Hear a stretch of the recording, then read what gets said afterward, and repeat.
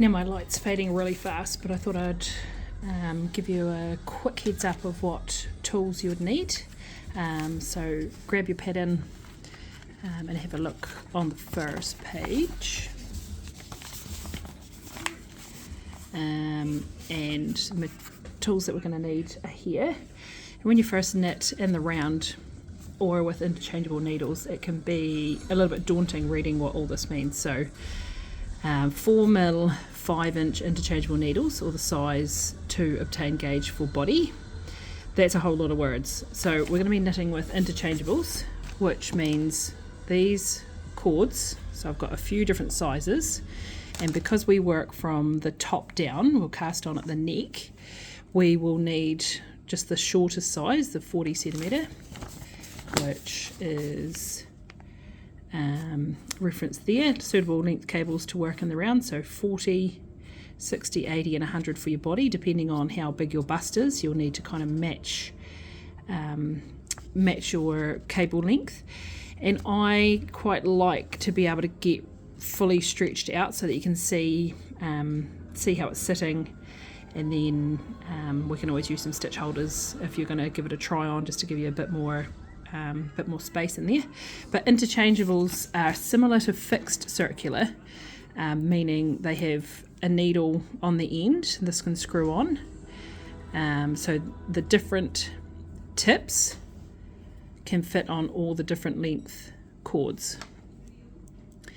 And so when you're measuring 40 centimetres, it's from tip to tip, so here to here. So your cord length will, confusingly, never be the 40 centimetres that you need.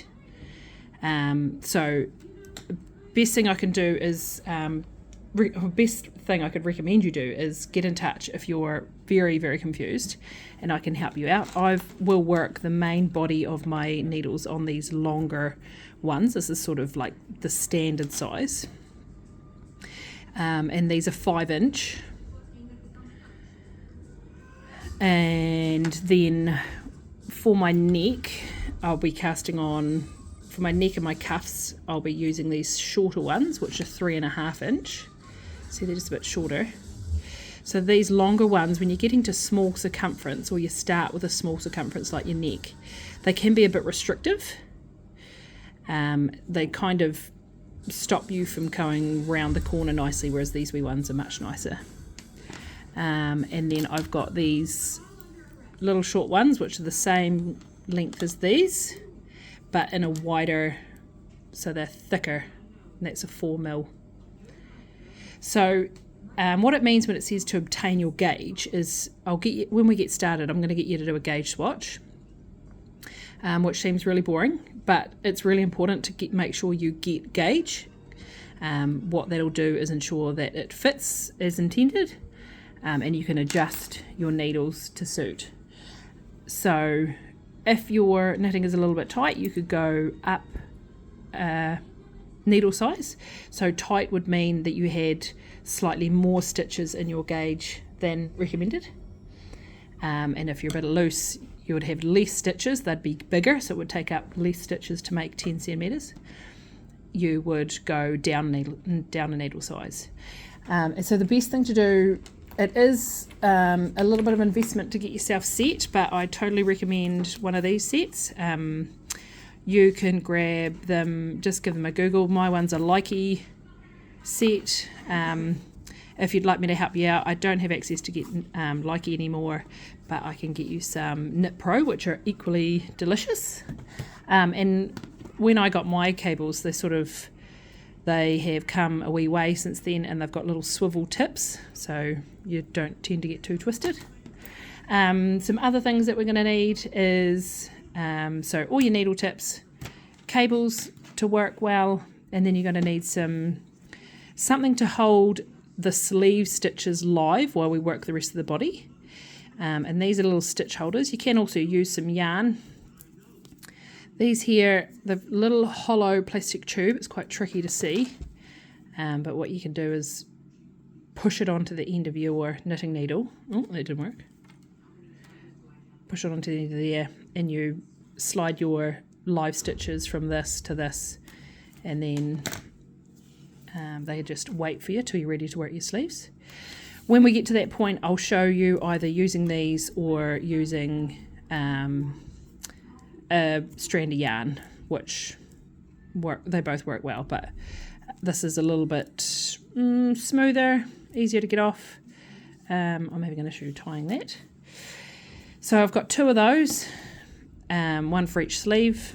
They'll both be on hold at the same time, so 2 works good, or you can have 2 spare lengths of yarn that you don't mind throwing out. Then you'll have some wee stitch markers. These always come in more than one. I still have a few of these. If you can't source them, flick me a message and I can help you up with those. These little stoppers are quite good. They generally come with your cables, your interchangeable needles. What they do is they just go on here instead of your needle. I don't often use them, to be fair, but they are handy. That's what they're for. You can kind of, if you have plenty of spare cables, you could leave your sleeves on a cable instead of a stitch holder. This is another good option. And then you'll need, it's really screwed on there. Then you'll need a yarn needle. This one is a big 16 gauge knitting needle, or knitter's needle. It's got quite a blunt end and a big eye.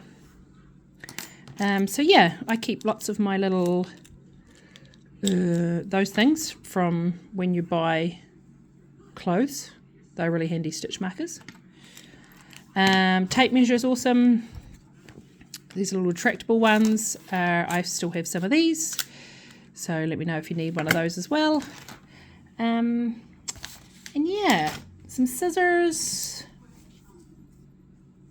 Nice wee scissor kit. It's always nice to get yourself a little hold all type situation.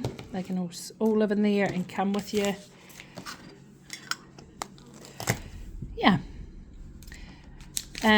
So this is the first lesson on our Betty Make Along.